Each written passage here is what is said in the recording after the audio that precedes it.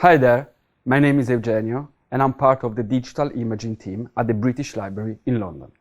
Today, I want to talk you through how to set up a basic digitization studio. I will be working with my colleague Carl, as it is much easier to set up a studio with more than one person to help. Digitizing your collections will protect them for future generations to enjoy and learn from. And following this tutorial will help make this as easy as possible for you. You will need to set up your studio in a clean and dry room.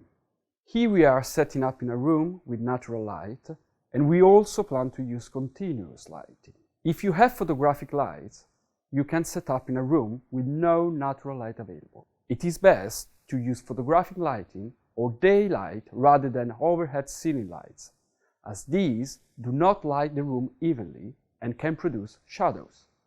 The basic equipment you will need includes a camera with a charged battery. It is a good idea to have spare battery available too, a fixed 50mm lens and a memory card, a copy stand or a tripod to attach your camera to. If you use a tripod, make sure it has an horizontal copy arm to angle above your collection item, a table or a stand for your collection item to rest on, a computer or a laptop to process your images, a solid-state hard drive to save your images, a constant power source for using plug-in lights and the computer or laptop. Ideally, you should use 2 photographic lights on stands. This can be flash or continuous, which means the light is on constantly. Some key points to consider are how many photos you plan to take. Do you have a big enough memory card or hard drive to save your files to? Do you have a server at your institution where you can back up the files? Watch our digital preservation tutorial for more information on storing your images safely. At the British Library, to get the highest quality results, we also use backing paper to act as a neutral background for the collection item. This helps to manage reflections from the light sources. A book cradle to support collection item, especially if the item is old and fragile. Plastic fingers to hold the pages down when necessary. A grayscale and a color checker card. This is important to ensure proper color management.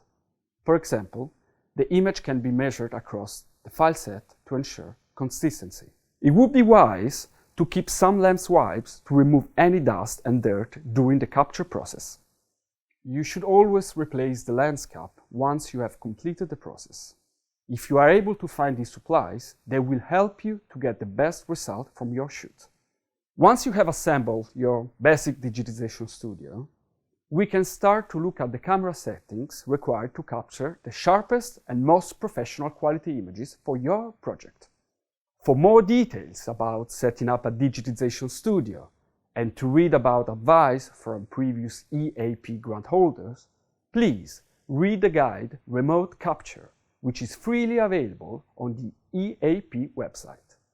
This tutorial is part of our online video series covering digitization, digital preservation and conservation for the Endangered Archives program.